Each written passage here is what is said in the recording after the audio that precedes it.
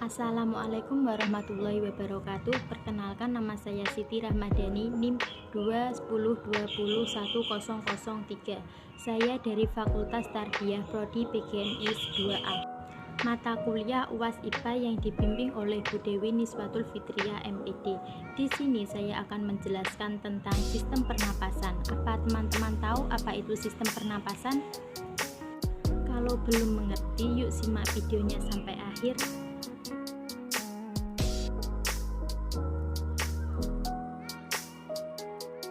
Manusia, hewan, maupun tumbuhan sebagai makhluk hidup kita perlu oksigen untuk hidup. Waktu bernapas kita mempunyai organ-organ yang bekerja sama dan membentuk sistem organ yang bekerja mengatur oksigen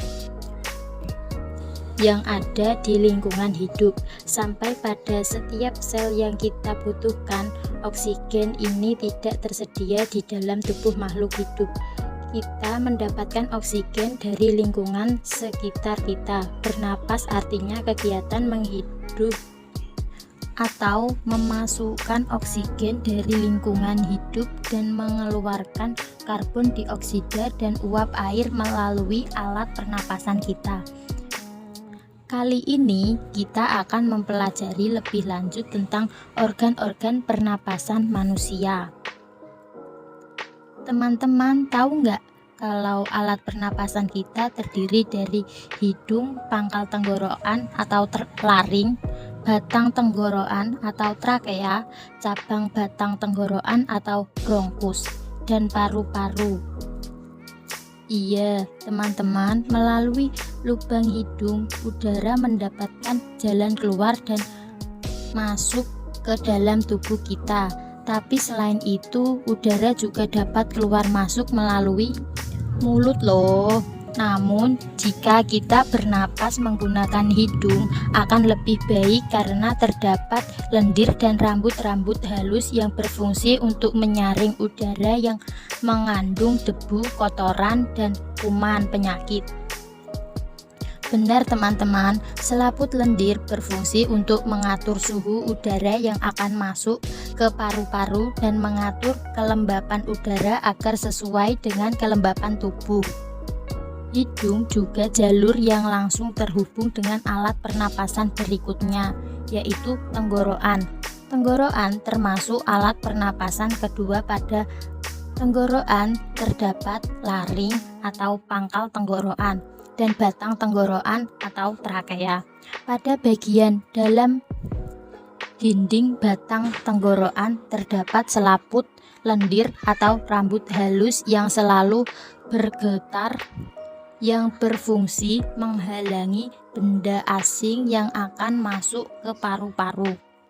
Pernahkah kalian tersedak?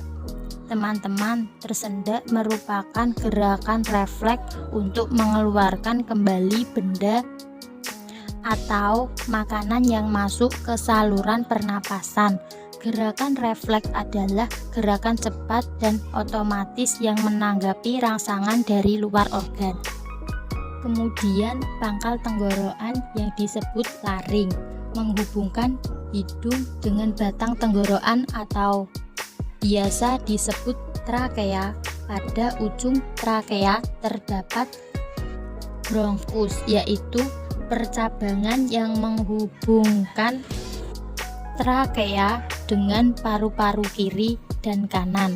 Paru-paru terletak di dalam rongga dada.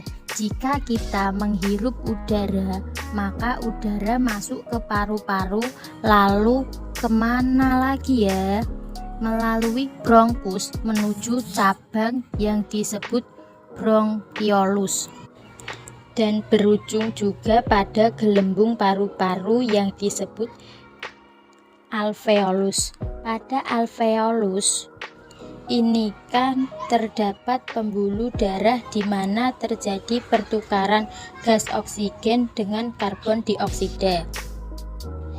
Teman-teman, tahu nggak sistem pernapasan kita terdiri dari dua, yaitu sistem pernapasan dada dan sistem pernapasan perut.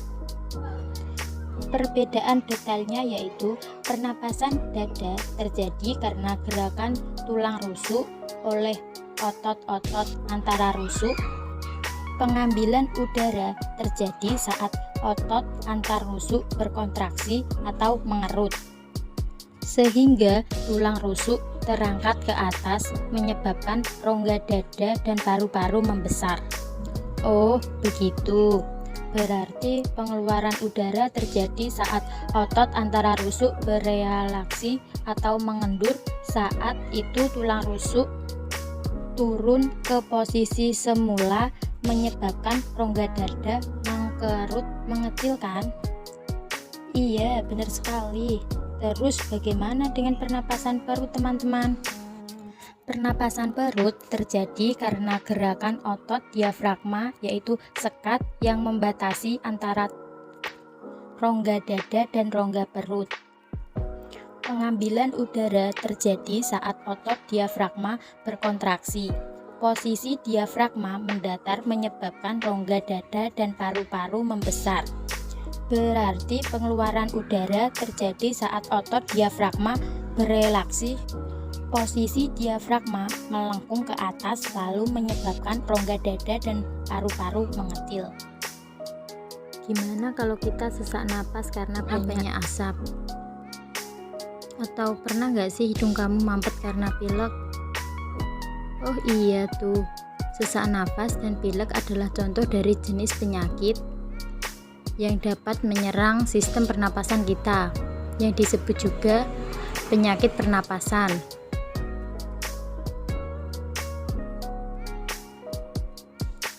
Kalau penyakit pernapasan itu kan ada influenza, TBC, apalagi ya ada juga bronkitis dan pneumonia.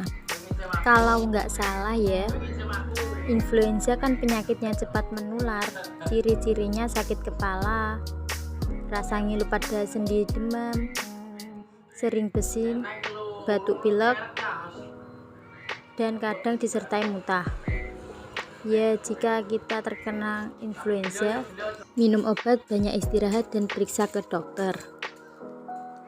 Kata ibuku dapat dicegah juga dengan minum air hangat, beristirahat, dan minum vitamin C.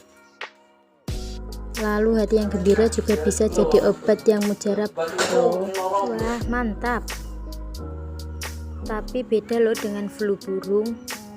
Burung disebabkan oleh virus yang hidup pencernaan unggas seperti ayam. Jika masuk ke tubuh manusia, bisa menyebabkan penyakit yang parah. Iya, virus ini menular ke kita kalau bersentuhan langsung dengan unggas yang terinfeksi, atau kita menghirup udara yang berasal dari kotoran unggas yang mengering dan terbawa angin.